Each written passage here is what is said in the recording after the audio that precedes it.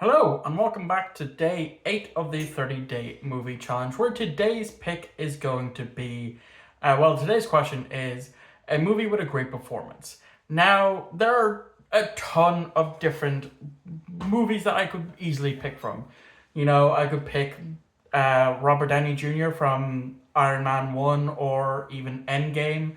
The same goes for a lot of those Marvel actors from different points of the Endgame. I could pick um, any Star Wars film with Mark Hamill in that one, and the list honestly is endless, and I think I know my answer for this one. Okay, so literally last second, I'm after changing my mind. Initially, I was going to pick Aaron Taylor Johnson from the film Nowhere Boy. That was my original pick. I had filmed a part of it and I was going to actually show the scene in question. But literally, just as I was thinking there, I was like, oh, no, there's a better answer to this. And that is Jim Carrey in The Truman Show, which is it hovers between my third and fourth favorite movie. Because there's another amazing performance of Jim Carrey that I'm going to say for a different pick further on the line. But this is my number one pick for this question. So why The Truman Show? What makes Jim Carrey's performance so amazing? And the simple answer is just how Jim Carrey plays Truman. Truman thinks what he sees around him is reality. That's all he's known from when he grew up. He thought that he was in, that he wasn't on camera 24/7, 7 days a week. From his birth to his adulthood. All of that, all that has happened to him.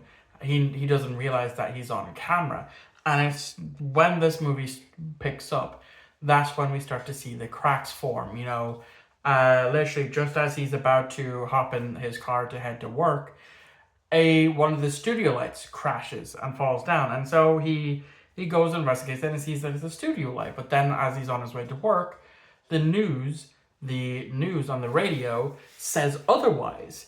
And it's just this slow burn throughout the entire movie that I honestly find to be absolutely amazing about Jim Carrey's performance of how he goes about all of this.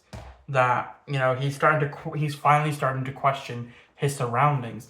He sees his dad, who he assumed was dead for years, just randomly turns up as a homeless person, in the street, and then just as he has him, he's been taken away, and then of course he ends up coming back, and then just timing things, when he's home, when his wife comes home, all the timing stuff, and even when he's looking through, old photos of when he went to Mount Rushmore and all that stuff. He has a magnifying glass and he looks at the photo of him with the wife, and she sees that she's doing this, obviously to indicate that it's not a real marriage and all of her vows are lies, and just everything of him realizing it to his escape is beautiful. Like, there's a reason a lot of people love The Truman Show, and it's why it hovers between my third and fourth pick. It's either today I can definitely say, as I'm filming this on the 21st of May, that it is my third favorite film of all time, and then underneath that is Eternal Sunshine of the Spotless Mind, which will make an appearance throughout this month of me doing this. But yeah, it's definitely one of his best performances, and I remember hearing about that. That is one of his greatest, and I hadn't seen it until I think it was the pandemic.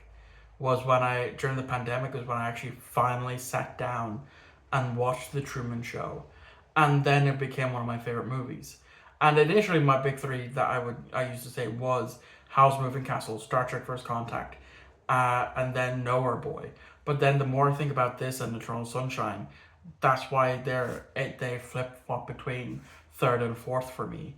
It just depends on the day and depends on if I've watched it or not recently enough. But that is going to be my answer for today's question. Let me know what your answer is in the comments down below. And thank you all for watching. I hope you enjoyed. And I'll see you back here tomorrow for day 9 of the 30-day movie challenge. I'll see you all next time.